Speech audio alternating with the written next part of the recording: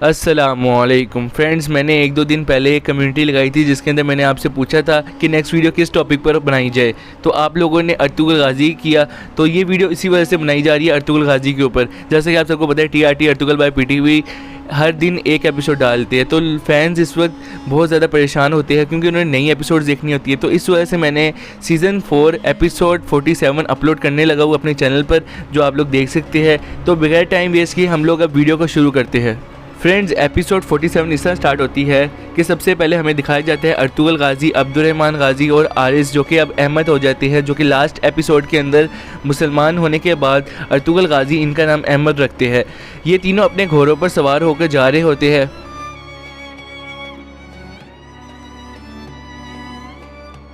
दोस्तों, जंगल के अंदर हलीमा सुल्तान अर्तुगरुल गाजी के सिपाही अर्तुगरुल गाजी अब्दुर्रहमान गाजी का वेट कर रहे होते हैं। तो पीछे से एकदम आदमी आवाज़ दिखाता है कि अर्तुगरुल साहब आ चुके हैं। फिर सारे लोग पीछे मुड़ के अर्तुगरुल गाजी को देखते हैं। उनके तमाम सिपाही बहुत खुश हो जाते हैं और अर्तुगरुल गाजी का इस्तकबाल करते हैं। सारे लोग उठ खड़े होते हैं। अब्दुर्रहमान गाजी, अर्तुगरुल गाजी और आरिस अपने घोड़ों से उतरते हैं। तो हलीमा सुल्तान आरिस को देखकर बहुत हैरान हो जाती है। फिर अर्तुगरुल गाजी हलीमा के पास आते हैं और वो आपस में गले मिलते हैं।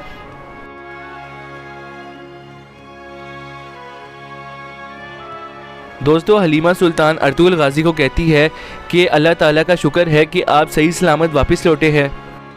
दोस्तों, इसके बाद हलीमा अर्तुगरुल गाजी से पूछती है कि आरिस यहाँ पर क्या कर रहा है। तो अर्तुगरुल गाजी आरिस को अपने पास बुलाते हैं और कहते हैं, हलीमा अब से ये आरिस नहीं बल्कि अहमद एल्प है। दोस्तों, इसके बाद हलीमा हैरानो परेशान हो जाती है और उसके बाद अर्तुगरुल गाजी कहते हैं कि आरिस ने अपनी बुरी आदतों को छोड़ दिया है और अब उसने अल्लाह ताला का रास्ता चुन लिया है। मगर दोस्तों, ये सुनने के बाद हलीमा को आरिस पर यकीन नहीं आता और वो अपनी तलवार ज़मीन से उठाकर कहती है, अर्तुगरुल साहब मुझे इस पर यकीन नहीं, ये एक नंबर का धोखेबाज आदमी है।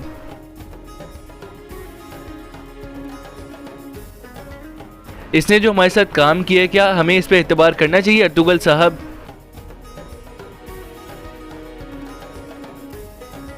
दोस्तों, इस पर आरिस हलीमा सुल्तान की तलवार के नीचे आकर बैठ जाता है और कहता है, हलीमा सुल्तान मैंने आपके बेटे गुंदूस और आपके कबीले के साथ बहुत बुरा किया है, प्लीज़ आप मुझे माफ़ कर दीजिए।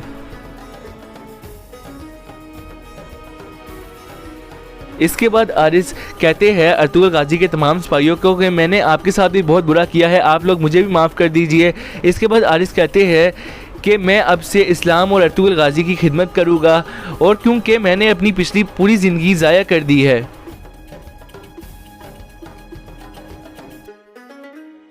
दोस्तों, हलीमा सुल्तान को अभी भी अहमद एल्प पर भरोसा नहीं होता। वो अपनी तलवार उठाकर अहमद एल्प का सर उड़ाने ही लगती है कि एकदम अर्तुगरुल गाजी मना कर देते और कहते हैं कि अहमद एल्प अब अच्छा आदमी बन चुका है, हमें इसको माफ़ कर देना चाहिए। अगर हलीमा तुम इसको मार दोगी तो ये पूरी ज़िंदगी के लिए तुम्हारे ऊपर बोझ बन जाएगा।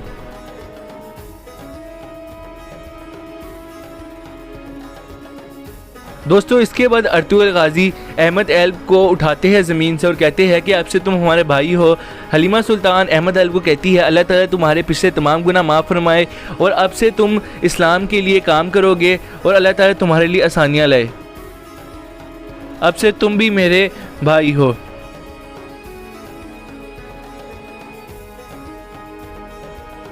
दोस्तों, इसके बाद अर्तुगरुल गाजी आरिस के बारे में बता रहे होते हैं कि ये मुझे जंगल में मिला था। सादुद्दीन कोपर के वफादार आदमी गोगतुक उसके तमाम आदमी आए थे आरिस को मारने, तो मैंने वहाँ पर आरिस को बचा लिया और मैं इसको यहाँ पर ले आया। दोस्तों, इसके बाद अर्तुगरुल गाजी कहते हैं कि सादुद्दीन कोपर की इस हरकत की वजह से लगता है कि उसके अभी फितने ख़त्म नहीं हुए, अब हमारी सुल्तान की जान भी बहुत ख़तरे में है, हमें सुल्तान के पास जल्द अज जल्द जाना चाहिए। दोस्तों, इसके बाद अर्तुगरुल गाजी कहते हैं, इस सूरत हाल में मेरा कबीले जाना मुमकिन नहीं, ऐसा करो कि मेरे तमाम सिपाहियों आप हलीमा के साथ रहो और हलीमा सुल्तान की हिफाजत करो, मैं सुल्तान के पास रवाना होने के लिए रेडी हो जाता हूँ।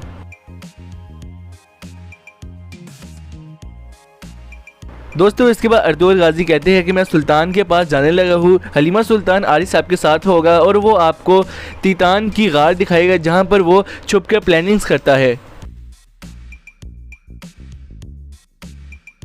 फिर अर्तुगरुल गाजी कहते हैं हलीमा वो गार फिर कबीले जाकर तुर्गुत और बमसी को बता देना उसके बारे में, ताकि वो दोनों जाकर उन तमाम आदमियों को मार दे। दोस्तों इसके बाद आरिस ज़मीन पे बैठते हैं और कहते हैं अर्तुगरुल गाजी और हलीमा सुल्तान को मैं आपको इस गार की लोकेशन बता देता हूँ। और फिर वो ज़मीन पर ड्राइंग करना शुरू कर देते हैं और अर्तुगरुल गाजी को उस गार की लोकेशन बताना शुरू कर देते हैं।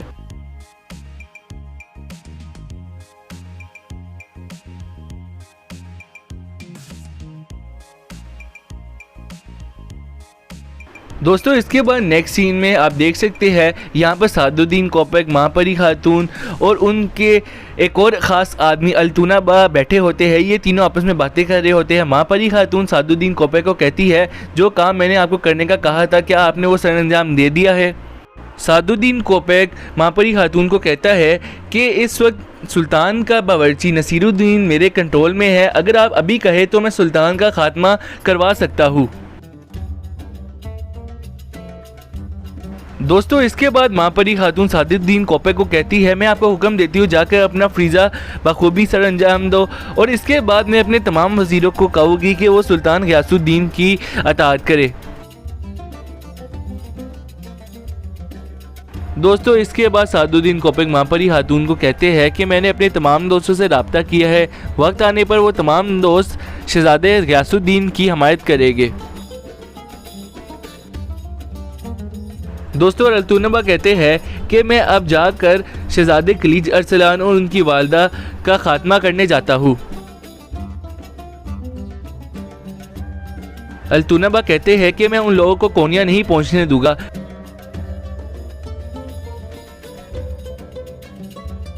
फिर सादुद्दीन कोपक कहते हैं महापरी खातून अब एक और मामला भी है।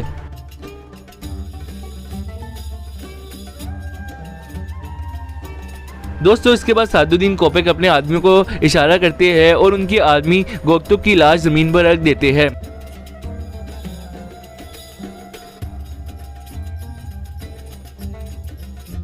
महापरी खातून और अल्तुनबा ये देखकर बहुत हैरान हो जाते हैं।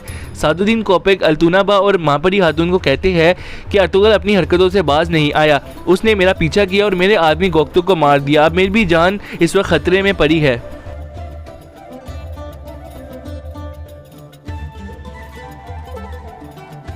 दोस्तों सादुद्दीन कोपक महापरी खातून को कहते हैं मुझे शक है कि अर्तुगरुल गाजी को हमारी नियतों के बारे में पता चल चुका है।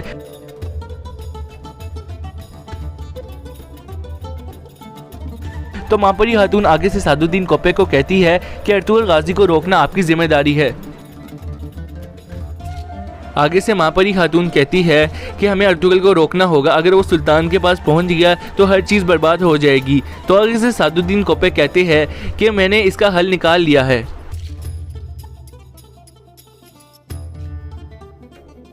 दोस्तों सादुद्दीन कोपक कहते हैं फिक्र करने की कोई बात नहीं, हमने नहीं बल्कि सुल्तान अलाउद्दीन ने अर्तुगरुल गाजी को रोकना है।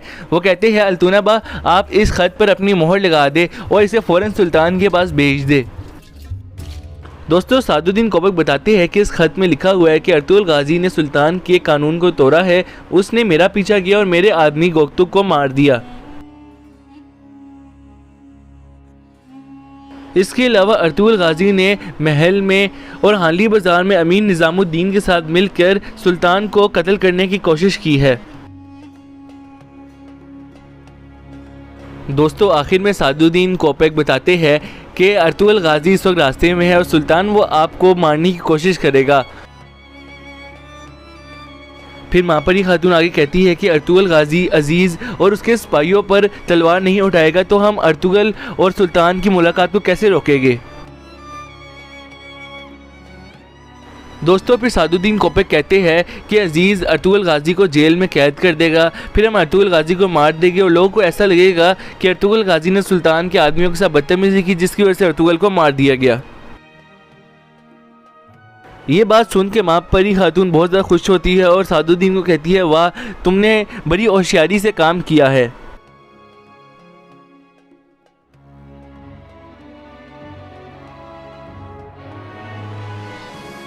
दोस्तों इसके बाद नेक्स्ट सीन में हलीमा और अर्तुगरुल गाजी आपस में बातें कर रहे होते हैं। हलीमा अर्तुगरुल गाजी को कहती है कि सादुद्दीन एक मकारा आदमी है, वो यकीनन आपके खिलाफ कोई ना कोई चाल चलेगा, तो आप मोहतात रहिएगा और सुल्तान की जान जाकर बचाइए। फिर अर्तुगरुल गाजी हलीमा को कहते हैं कि आप भी बाहिफाजत कबीले लौटे।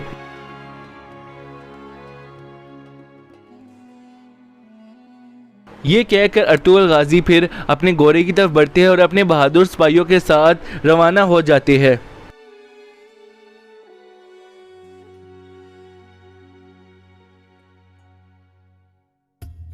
दोस्तों इसके बाद जो नेक्स्ट सीन होता है वो काई कबीले का होता है। बमसी हफ्सा को कबीले वापस ले आते हैं और यहाँ पर अहिमा खातून और बमसी बहुत ज़्यादा परेशान होते हैं। हफ्सा खातून अभी भी बेहोश होती है, पीछे से एकदम इब्नुल अरबी आ जाते हैं। दोस्तों इब्नुल अरबी आकर हाइमा खातून और बमसी को हौसला देते हैं और कहते हैं कि इंशाल्लाह हफ्सा खातून जल्द अज जल्द शिफायाब हो जाएगी। फिर वो ये कहकर कहते हैं कि आप दोनों कमरे से बाहर चले जाए, मैंने हफ्सा खातून का इलाज करना है। दोस्तों फिर हाइमा खातून और बमसी बाहर आकर मरकजी खैमे में वेट करना शुरू कर देते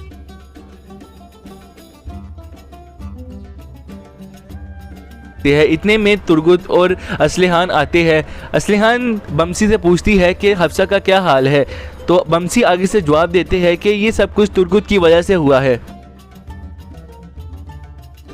दोस्तों बमसी कहते हैं कि ये सब कुछ तुर्गुत की वजह से हुआ है। फिर आगे से तुर्गुत जवाब में कहते हैं कि बमसी ये वक्त बातें करने का नहीं। बमसी साहब बहुत ज़्यादा गुस्सा हो जाते हैं और कहते हैं कि फिर ये बातें करने का कब वक्त होगा, जब हफ्सा और उसका बच्चा फौत हो जाएगा। दोस्तों बमसी बहुत ज़्यादा परेशान होता है और गुस्से में होता है, तो वो तुर्गुत के साथ लड़ाई करना शुरू कर देता है। बीच में हाइमा खातून और असलिहान खातून आ जाती है और वो इस लड़ाई को रुकवाने की कोशिश करती है। हाइमा खातून बमसी को कहती है कि तुम पागल हो चुके हो, तुम दोनों आपस में भाई हो और आपस में किस तरह लड़ रहे हो। और दूसरी तरफ असलिहान भी तुर्गुत को मना करती है कि आप लोगों को आपस में इस तरह नहीं लड़ना चाहिए, ये एक परेशानी का वक्त है, हमें सबको मिलकर काम करना चाहिए। दोस्तों इसके बाद असलियान खातून कहती है जिस आदमी ने मुझे अगवा किया था वो आपस में बातें कर रहे थे, तो मैंने उनकी बात सुनी। वो कह रहे थे कि वो आरिस को कोनिया लेकर जाएगी, ये बात तो मुझे भी मालूम नहीं थी। ये सुन के तुर्गुत कहते हैं यकीनन हमारे अंदर कोई गद्दार मौजूद है। दोस्तों अभी ये बात हो ही रही होती है कि एकदम एक सिपाही अंदर आता है और वो कहता है कि तुर्गुत साहब और बमसी साहब को अर्तुग बे ने फ़ौरन किले बुलाया है, उन्होंने एक ज़रूरी बात करनी है, तो आप फ़ौरन किले आ जाए। ये कहकर वो सिपाही बाहर चला जाता है।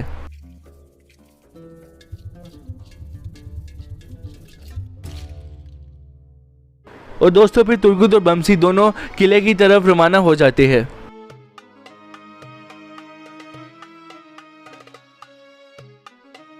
दोस्तों दूसरी तरफ गार का सीन आता है। अहमद ऐब और अर्तुगरुल गाजी गार में बैठे हुए आपस में बातें कर रहे होते हैं। अहमद ऐब अर्तुगरुल गाजी को बताते हैं कि अगर मापरी खातून अपनी जहरीली ज़ुबान महल में ना चलाती तो अब तक अमीर सादुद्दीन मारा जाता। दोस्तों फिर अर्तुगरुल गाजी जवाब में कहते हैं कि जब मापरी खातून को सुल्तान की वसीयत के बारे में पता चला तो सादुद्दीन कोपेक को मापरी खातून ने अपने साथ मिला लिया। दोस्तों फिर उसके बाद अहमद ऐब कहते हैं कि सुल्तान की वसीयत की वजह से मापरी खातून और सादुद्दीन कोपेक में इत्तेहाद हो गया है, अब हमें मिलकर सुल्तान अलाउद्दीन को बचाना होगा। दोस्तों फिर उसके बाद अर्तुगरुल गाजी कहते हैं कि मैं सुल्तान का साया बन जाऊंगा और फिर मैं सुल्तान के साथ रहकर उनकी मदद करूंगा। दोस्तों इस तरह ये एपिसोड ख़त्म हो जाती है। ने हमारे चैनल को सब्सक्राइब लाजमी करना है, बेल आइकन को प्रेस करना है ताकि हमारे चैनल की लेटेस्ट अपडेट से बाखबर है। कमेंट बॉक्स में मुझे आएगा लाजमी ज़ाकर मिलते हैं किसी और वीडियो में, तब तक के लिए अल्लाह हाफिज़।